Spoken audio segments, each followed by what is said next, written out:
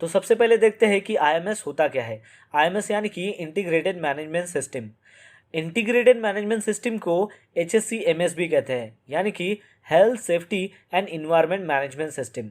Integrated का meaning होता है कंबाइन। सभी इंटरनल मैनेजमेंट के जो प्रैक्टिसेस है उन सब को एक सिस्टम में पुट किया जाता है, लेकिन उनके जो कंपोनेंट्स है वो एक ही होते हैं, वो सेपरेट नहीं होते हैं।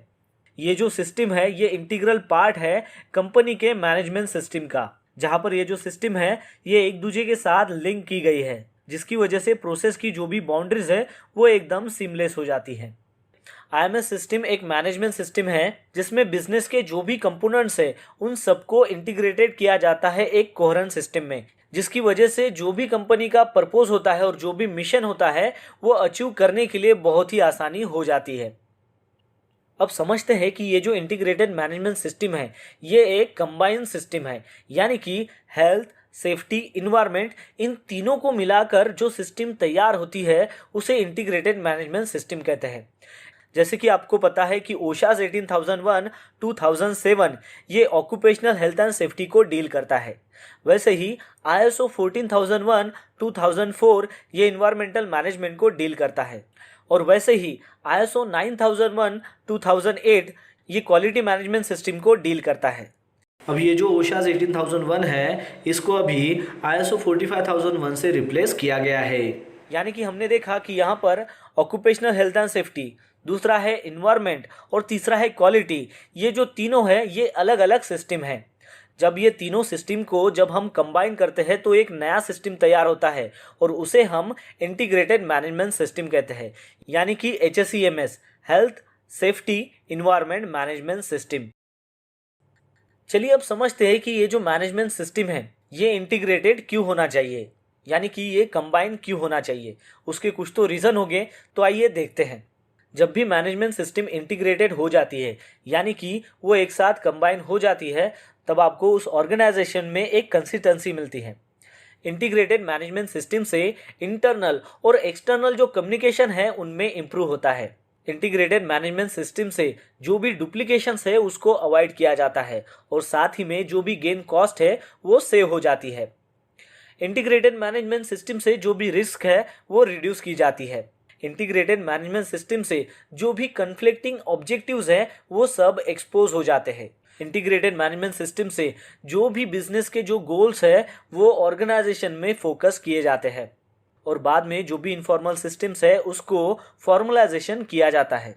जो भी प्रैक्टिसेस होती है उसको ऑप्टिमाइज किया जाता है और हार्मोनाइज किया जाता है। आईएमएस सिस्टम से जो भी स्टाफ की ट्रेनिंग है और डेवलपमेंट है उन सब की जो फैसिलिटी है वो सब आइडेंटिफाई हो जाती है। तो इन सारी चीज़ों की वजह से जो मैनेजमेंट सिस्टम है वो इंटीग्रेटेड होनी चाहिए, यानी कि कंबाइन होनी चाहिए। इंटीग्रेटेड मैनेजमेंट सिस्टम के टोटल 5 की एलिमेंट्स है। उसमें सबसे पहले आता है पॉलिसी, फिर आता है प्लानिंग, फिर उसके बाद आता है इम्प्लीमेंटेशन एंड ऑपरेशन, फिर उसके बाद आता है चेकिंग एंड करेक्टिव एक्शन, फिर उसके बाद आता है मैनेजमेंट रिव्यू। तो चलिए अब हम समझते हैं कि ये जो 5 एलिमेंट्स है ये होते क्या है और इसका फंक्शन क्या है। तो सबसे पहले देखते हैं कि पॉलिसी।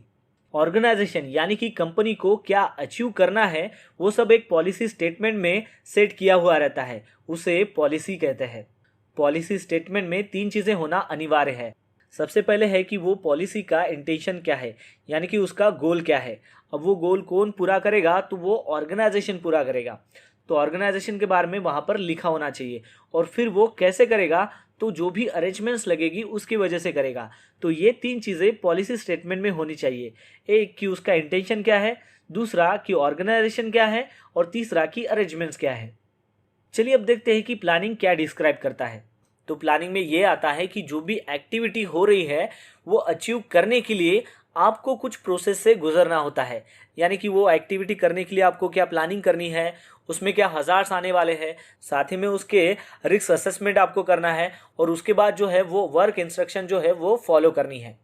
अब प्लान करते वक्त HSC डिपार्टमेंट को क्या करना पड़ता है, यानी कि जो भी टारगेट्स है या फिर जो ऑब्जेक्टिव्स है वो सेट करना होता है। उसके बाद वो आइडेंटिफाई करेगा उस हज़ार्ड्स को, और फिर उसके बाद वो जो रिस्क है उसको असेस करेगा, यानी कि उसका हीरा बनाएगा या फिर TRA बनाएगा, और उसके बाद जो है वो स्टैंडर्ड को इस्टेब्लिश करेगा कि जिसकी वजह से आपका जो परफॉर्मेंस है वो मेज़र किया जा सके।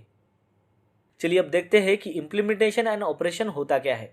इस थर्ड पॉइंट का कंसर्न है कि जो भी एक्टिविटी होती है उसकी जिम्मेदारी किसके ऊपर है, और फिर उसके बाद जो प्रोसेस है उसको डिज़ाइन करने, फिर उसका डॉक्यूमेंटेशन करने और फिर उसको मैनेजमेंट सिस्टम के साथ कम्युनिकेट करने के लिए इस पॉइंट को डिज़ाइन किया गया है।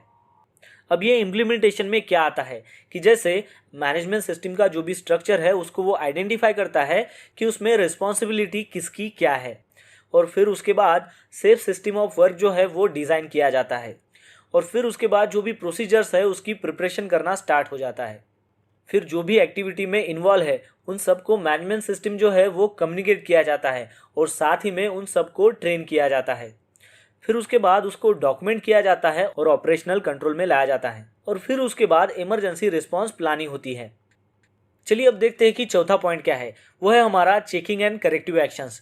तो वो क्या डील करता है, इसमें हम देखते हैं कि प्रोएक्टिव मॉनिटरिंग क्या है और रिएक्टिव मॉनिटरिंग क्या है। प्रोएक्टिव मॉनिटरिंग यानी कि जो भी चीज़ इंप्लीमेंट की जा चुकी है उसको चेक करना, जैसे कि एचएससी प्लान हो गया, वो इम्प्लीमेंट हो रहा है क्या जैसे कि हमने डिज़ायर किया था। फिर हमें देखना है कि जो भी हज़ार्ड है उसका इंस्पेक्शन हो रहा है क्या। अब देखते हैं कि रिएक्टिव मॉनिटरिंग क्या है। रिएक्टिव मॉनिटरिंग में जो भी थिंग्स हैपन होती है यानी कि जो भी घटना होती है उसका इन्वेस्टिगेशन होना और रिपोर्टिंग होना। जैसे कि हम क्या करते हैं कि रिकॉर्ड करते हैं और साथ ही में रिपोर्ट करते हैं एक्सीडेंट को और इंसिडेंट को, तो वो सब रिएक्टिव मॉनिटरिंग में आता है। तो चलिए अब देखते हैं कि मैनेजमेंट रिव्यू क्या डिस्क्राइब करता है। अब ये मैनेजमेंट का रिव्यू क्यों किया जाता है कि मैनेजमेंट जो भी काम करती है उसमें कंटिन्यूअस इंप्रूवमेंट हो रहा है कि नहीं हो रहा, वो सब बातें चेक करने के लिए मैनेजमेंट रिव्यू किया जाता है। फिर जो भी काम है उसमें कंटिन्यूअस जो है वो कंसिस्टेंसी है कि नहीं है, उसमें जो मैनेजमेंट सिस्टम का जो भी परफॉर्मेंस है वो अच्छे से परफॉर्म कर रहा है कि नहीं कर रहा, वो सारी चीज़ चेक करने के लिए मैनेजमेंट रिव्यू किया जाता है। मैनेजमेंट रिव्यू से जो भी ऑर्गेनाइजेशन है वो फाइंड आउट करता है कि वहाँ पर उसके लैप्सेस क्या है, वहाँ पर उसका एक्सपीरियंस क्या है, और वो जो एक्सपीरियंस है वो उसके ऊपर अप्लाई करता है और बाद में एक डिसीजन लेता है कि उसको हम कैसे इम्प्रूव कर सके। अब देखते हैं कि ये जो हम कहते हैं कि इंटीग्रेटेड मैनेजमेंट सिस्टम, अब ये जो सिस्टम है ये यानी कि होता क्या है। आपको ये ध्यान में रखना है कि ये जो सिस्टम है इसके बहुत सारे सब सिस्टम्स है। तो फिर ये जो सब सिस्टम है ये कैसे बनता है, तो ये कलेक्शन ऑफ प्रोसेसेस से बनता है। बहुत सारी जो प्रोसेसेस है उसका जो कलेक्शंस होता है उसे हम सब सिस्टम कहते हैं। फिर ये जो प्रोसेस में कलेक्शन ऑफ टास्क होता है यानी कि बहुत सारे टास्क होते हैं एक प्रोसेस के अंदर।